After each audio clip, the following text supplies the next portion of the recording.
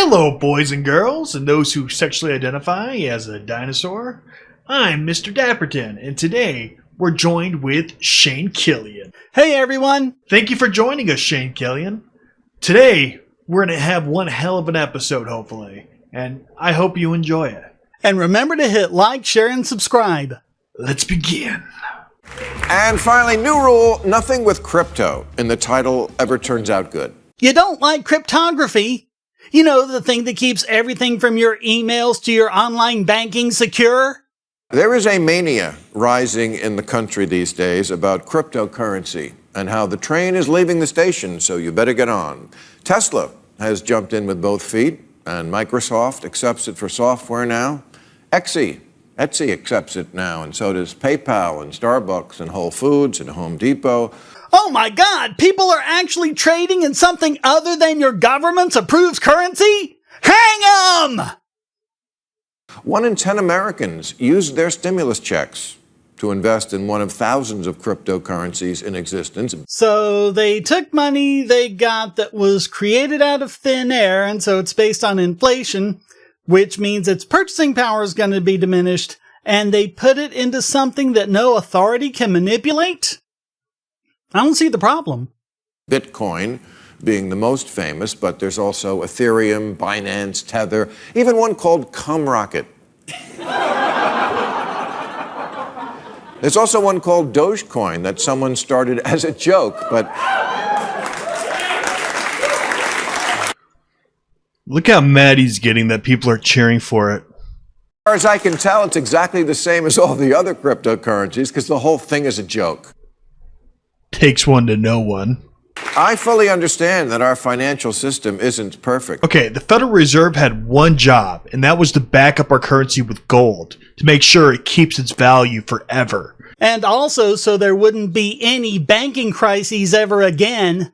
What ended up happening was the government tried paying off its debts and what it owes by printing more and more money. And the result was far worse banking crises than had ever happened, from the Great Depression to 2008.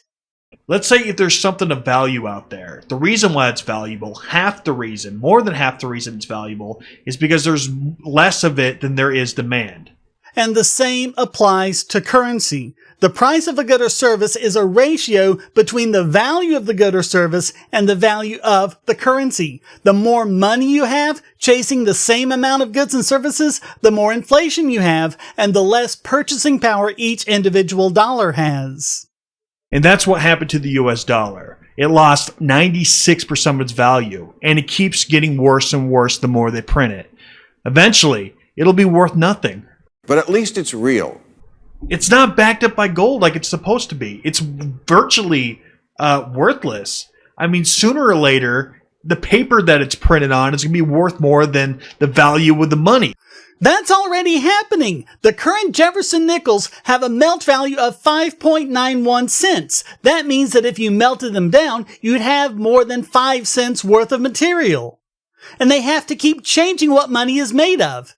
Pennies don't have copper anymore because the copper pennies made up to 1982 have a melt value of almost 3 times their face value.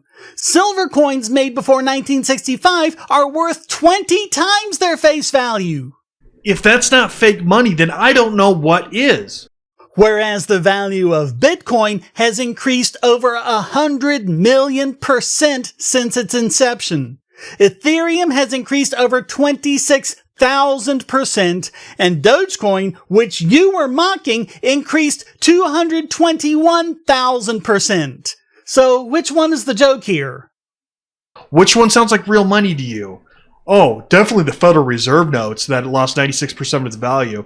The thing that's going up in value is worthless, actually. What the hell? You're an idiot. This is literally one of the dumbest videos I have ever seen on the internet, ever. I've been doing this for like 7 years, and I have never seen a video this fucking dumb before. Apple stock is worth money because Apple makes $1,000 phones that everyone buys and then drops in the toilet. But Dogecoin recently rallied to be worth more than the market cap of Ford and Kraft Foods, and it has no product and no workers. It's just Easter Bunny cartoon cash. No product? Moron, the Dogecoin is the product. And I'm sure the developers are scratching their head about you saying there are no workers.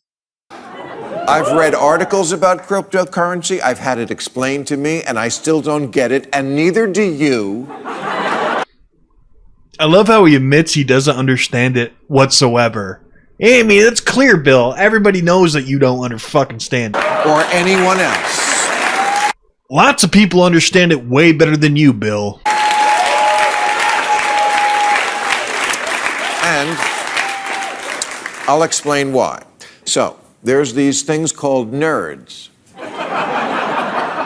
And in 2008, one of them, we don't know who because this person or group of persons is still anonymous, made up Bitcoin out of thin air using the fake name Satoshi Nakamoto, which I think are the Japanese words for monopoly money. Wow, projection much? Now, capitalism, of course, has always contained an element where instead of actually making something or providing a service for money, you could make money in the exciting field of money. But we knew money had to originate from and be generated by something real somewhere, to which cryptocurrency says, no, it doesn't. Wait, are you saying math isn't real? Maybe this is why Warren Buffett says cryptocurrencies basically have no value and they don't produce anything. Or maybe he says that because he makes money helping rich people protect their money from taxes and inflation, meaning he makes more money the more you and I lose purchasing power. What you hope is that somebody else comes along and pays you more money for them later on, but then that person's got the problem. In terms of value, zero. Meanwhile, in reality, value is subjective, and it's based on supply and demand, how much of it people want versus how much of it there is. And it's also based on utility, what you can do with it. People want a secure form of electronic money protected from inflation and the banking system. Cryptocurrency delivers that utility. How are you going to look your audience in the eye and tell them that $54,000 for a single Bitcoin is worthless? And about a currency that's losing 96% of its value is real money. I mean, you're absolutely delusional. Absolutely delusional. Cryptocurrency is going up in value too. But to you, that's worthless? Laughable. Or as another analyst put it, it's an open Ponzi scheme.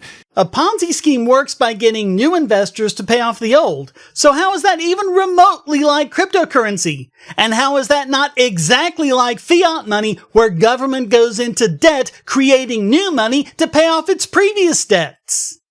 It's like having an imaginary best friend who's also a banker. As opposed to having real best friends who are bankers so you can steal purchasing power from their depositors. This is how the world economy crashed in 2009. No, Bill. It crashed in 2009 because our fake money system generated cheap credit in the housing market, making it appear that there was more demand for housing than there really was. You're really going to blame Bitcoin for crashing the economy in 2008? Bitcoin wasn't invented until 2009. What the fuck are you doing, dude? It wasn't the lost value in actual houses that sunk us. It was this virtual market. No, it was fiat money generating cheap credit. Our problem here is at root not economic, but psychological. Oh, there's a psychological problem here, all right. People who have been raised in a virtual world are starting to believe they can really live in it.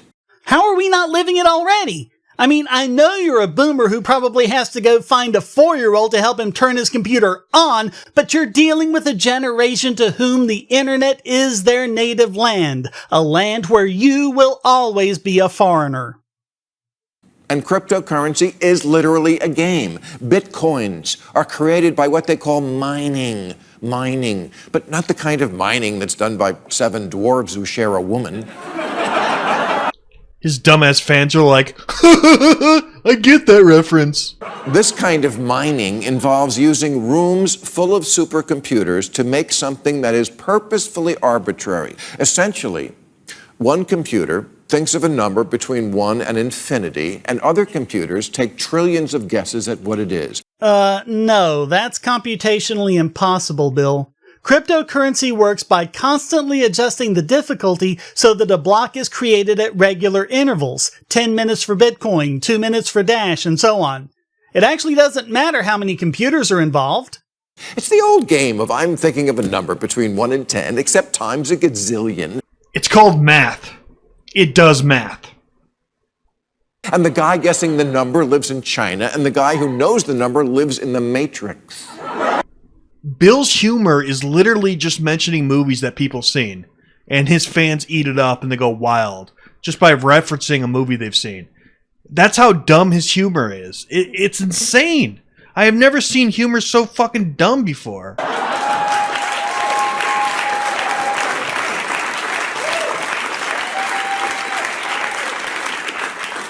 Come on, guys, don't take cryptocurrency seriously. Isn't math stupid? Take that, work. Yeah, you shouldn't invest in cryptocurrency because it's free money. That's literally his argument. It's free money that you don't have to work for. It just goes up in value automatically. You don't have to work for it. It's bad.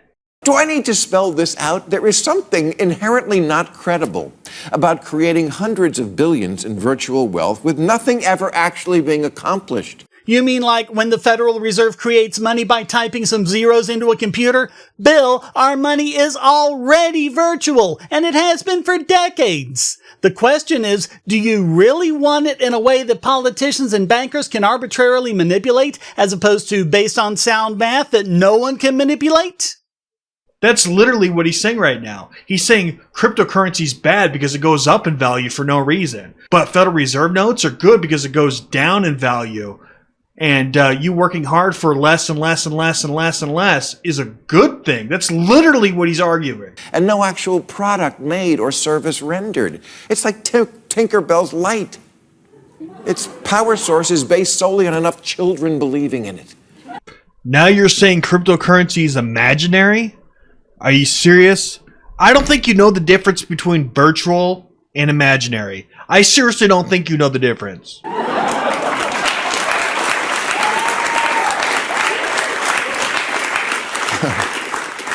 And unfortunately, what is real is the unfathomable amount of electricity those massive supercomputers suck up for their mining. You do know that not all cryptocurrencies are mined, right? Some of them are based on proof of stake, not proof of work. You guys are gonna love this. This is the best part. He blames fucking cryptocurrency for climate change. He actually does that, dude. If this isn't government propaganda, then government propaganda isn't real, okay? Because this is the definition of fucking government propaganda. He blamed the fucking cryptocurrencies on the housing crash of 2008, when cryptocurrencies weren't even invented until 2009. Then he said that cryptocurrency is imaginary and it doesn't have any real value whatsoever because he doesn't know the difference between virtual or imaginary. Then he said it's not real money, that the US dollar totally is. He called it a Ponzi scheme. Now he's saying that cryptocurrencies cause climate change. Sounds like government propaganda to me. Or, listen to this. The power being used right now to guess numbers and win imaginary prizes is the same as all the electricity needed to light all of New York State, except the governor's office where they use romantic candles.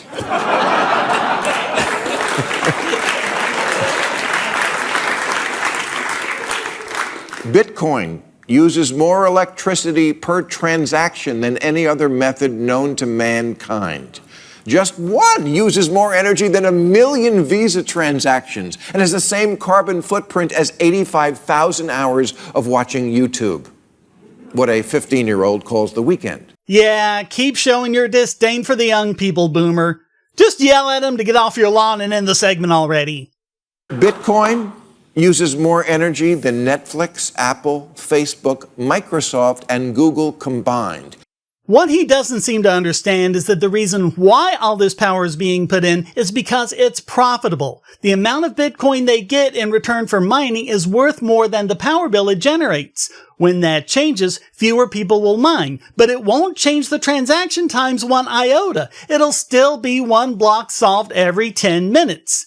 Even if the only miners in the world were a couple of 286s in a closet somewhere, it would still solve one block every 10 minutes. It would just adjust the difficulty. I mean, cars are bad for the climate, but at least they take you somewhere. Are you actually arguing that money is valueless? I mean, wouldn't it suck if you worked, and the currency that you use kept going down in value and your labor was virtually worthless? I think fixing that problem is worth something. Not to mention the problem of international money transfers, which are incredibly expensive and can take months. Not to mention the added X factor of the exchanges. Whereas a Dash transaction can happen between any two people anywhere in the world in less than 2 seconds, securely and irreversibly. It's worth a little energy. It's worth a lot, in fact. Especially if the value of what you work for goes up in value like it does with Bitcoin and cryptocurrency.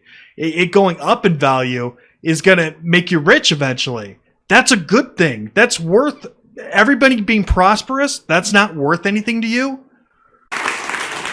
In Tiger Woods' case, a tree. But this is just a beanie baby that runs on coal.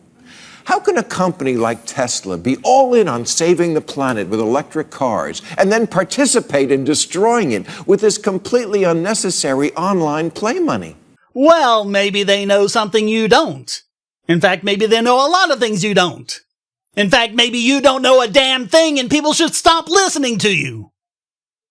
Almost all the people who tout Bitcoin and deal in Bitcoin and who won't shut the fuck up about Bitcoin, the millennials, the Gen Zers, the Silicon Valley types, these are all the same people who see themselves as hip and progressive and big environmentalists. Bullshit. You're money-hungry opportunists, and you're not allowed to pretend you care about the environment. You are aware that the bulk of crypto mining is done with solar power, right?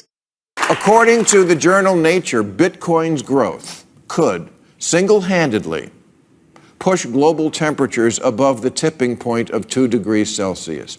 I know, melting ice caps can wait. Your Green New Deal involves cash. Social scientists call this cognitive dissonance, a disconnect between who you think you are and what you actually do. I call it being full of shit. This video that you produced is the most full of shit thing I've ever seen in my life. And you're sitting there saying that we're full of shit? Dude, you gotta be kidding me, bro. Remember back when Bill Maher had a show called Politically Incorrect and actually was politically incorrect, as opposed to being a mouthpiece for the current establishment? I don't know much in this world, but I do know that Bill's statements today will age like fine milk. Wow, all I gotta say is that video was literally the definition of government propaganda. Anyways, thanks for joining me, Shane Killian. Thanks, Daps. I'll catch you all on the next one. Stay strong and be free.